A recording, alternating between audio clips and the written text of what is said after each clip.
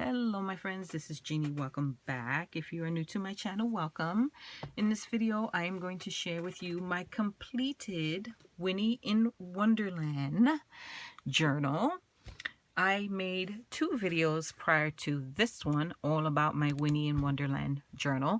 The first video is where I shared with you all of the materials I had hoped to be using in the journal, and if you haven't seen that video, be sure to check it out. I will put up a card for it right here.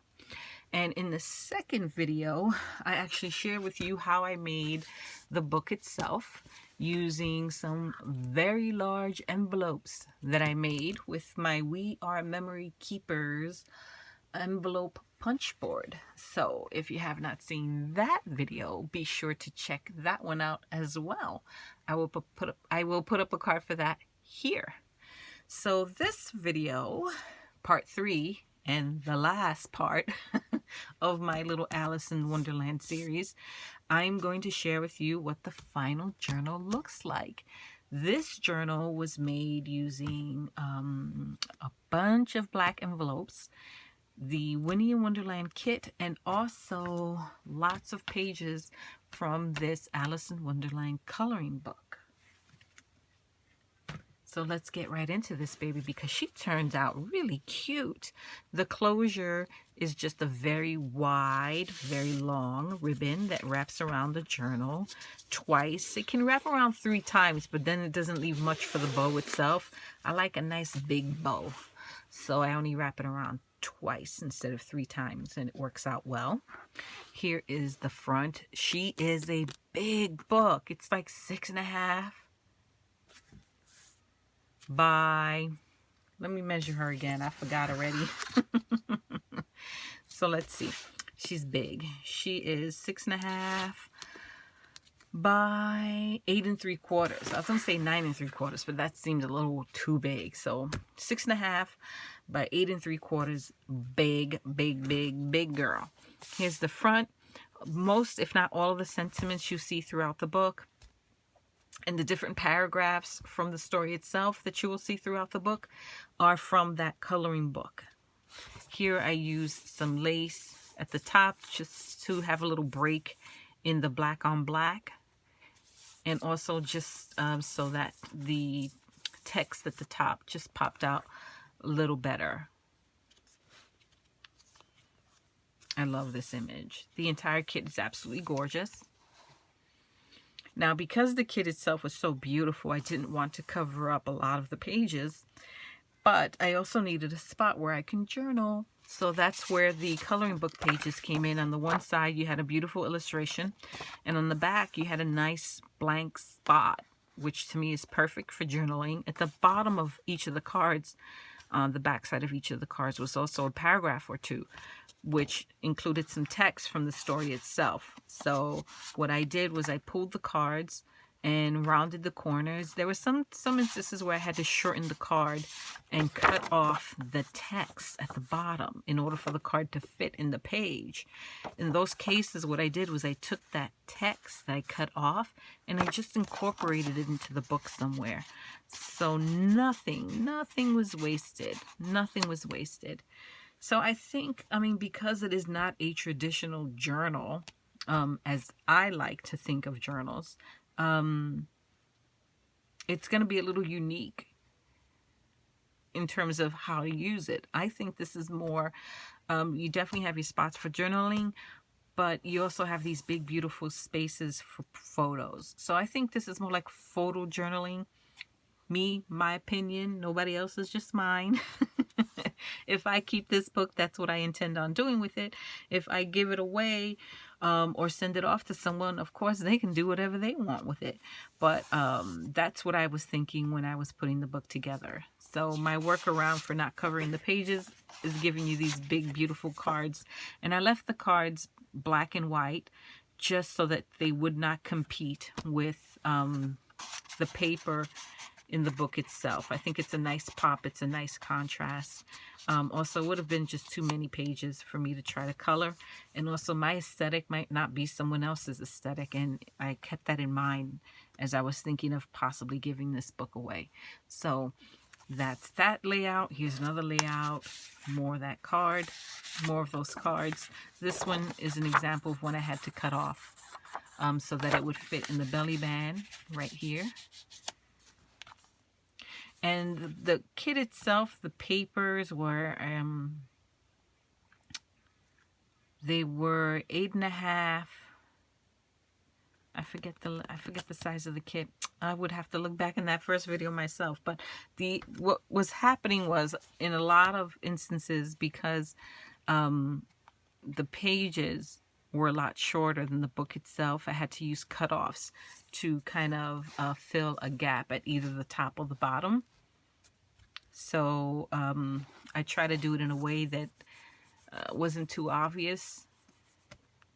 And so this here is a cutoff that I used to cover a little gap up there. Here we have a nice little paragraph about the rabbit. Alice felt so desperate that she was ready to ask help of anyone. So when the rabbit came near her, she began in a low, timid voice, "If you please, sir." The rabbit started startled violently, dropped the white kit gloves and the fan, and scurried away into the darkness as hard as he could go. And that's what this is right here. So I really did try to keep the sentiments connected with the photo, with the card, just to tell a little story. This time she found a little bottle on it, which certainly was not here before, said Alice, and tied around the neck of the bottle was a paper label with the words, "Drink me," beautifully printed on it in large letters. And sure enough, here we are. So I thought that was appropriate. And here I made another belly band. And these are all part of that same kit. These little die cuts right here, part of that same kit. And on the belly band, what I did was I took some paper and I used an edge punch to create like this little doily trim that I put on top of the belly band. And then on top of that trim, I put the little die cuts. So it turned out really, really cute. Really cute. Happy with the way that turned out. I think I'm going to flip this. Doesn't matter to anyone but me, right? There we go. Queen of Hearts.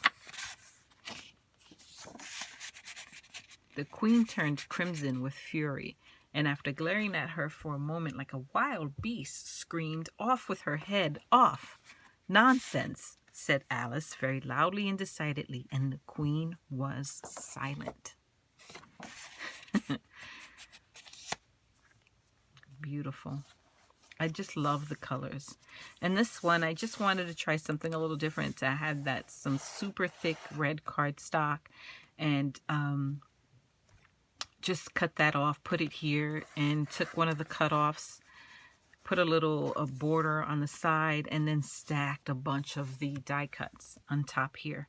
I was desperately trying to use up all of the die cuts that came with the kit because it was so beautiful. I hated for them to just not be used, so I tried my best. And then here we have those two huge center pockets that were created when I glued the two books together, the two signatures, so to speak.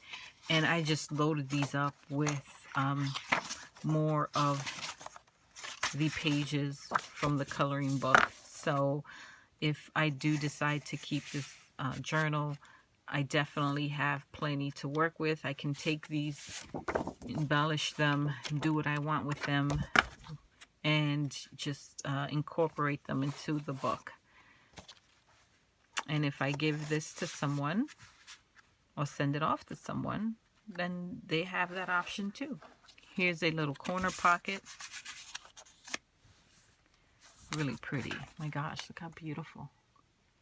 It's absolutely gorgeous. Here's when Alice meets the caterpillar. Love all these mushrooms, aren't they beautiful? Absolutely gorgeous. Gorgeous. Another corner pocket here. here I incorporated, I had some purple ribbon on my desk, so I decided to use that. Really pretty. Here's another beautiful layout, beautiful spread. Very pretty. Tweedledum and Tweedledee. We also have the gardeners here coloring the white roses red, and that's what this little paragraph is about here. A large rose tree stood near the entrance of the garden. The roses growing on it were white, but there were 3 gardeners at it, busily painting them red.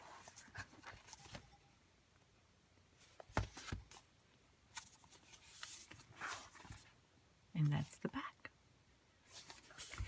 So I think it turned out really cute. I'm very happy with the way it turned out. I think it's definitely more of a photo journaling type of journal. But then again, if someone really wants to, they can just go ahead and go in and glue in some more writing spots, and it can become a writing journal in the truest sense of that word. I tried to work it so that it was a flexible book. So let me know what you think about it. And as I said, I had intended, or did I say this? I don't know. I'll say it now. I had mentioned that I was going to make 2 Alice in Wonderland themed books, but truly I am so pleased with the way this first one turned out. I don't think I'm going to make that second one. At least it's not going to be my next project. I'm going to put that on the back burner for now. I think what my next project is going to be is a Frida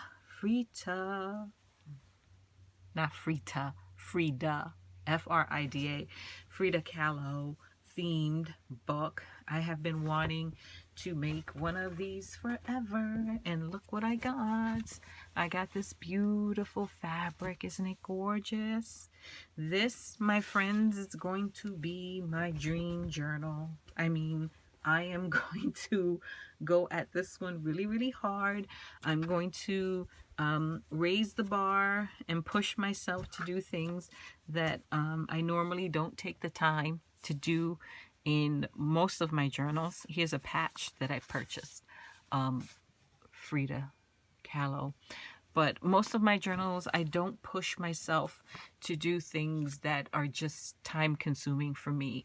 I have not been pushing myself to do sewing in any of my books. I have not been pushing myself to go above and beyond in terms of creating embellishments and flourishes and stuff like that for my books. But this one, I really am going to push myself.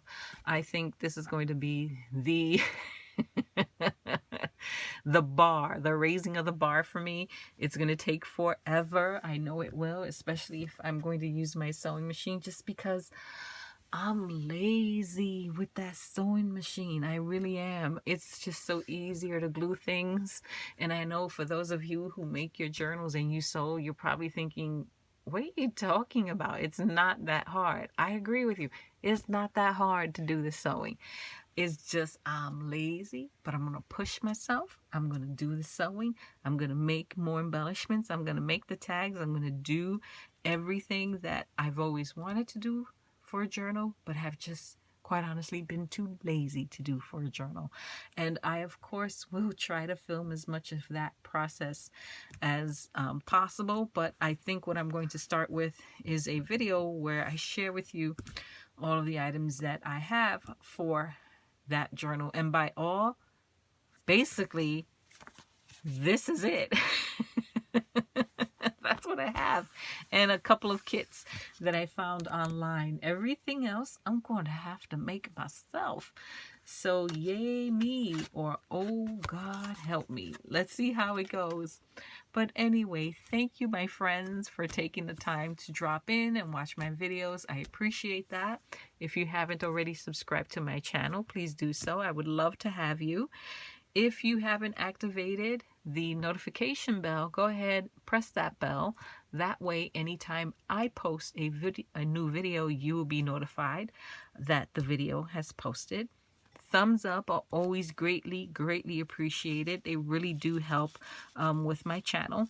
And if you have any ideas or suggestions on the types of journals that you would like to see, for sure, let me know. If you've seen any tutorials on something new and different in terms of journal making, definitely drop that information down below. Share it with all of us. I'm always looking for new and exciting ways to make journals, new and exciting techniques to learn. I'm all about learning, and I would love to give other creators here a shout out. So that is all for today, my friends. I will catch you all in the next video. Until next time, bye bye.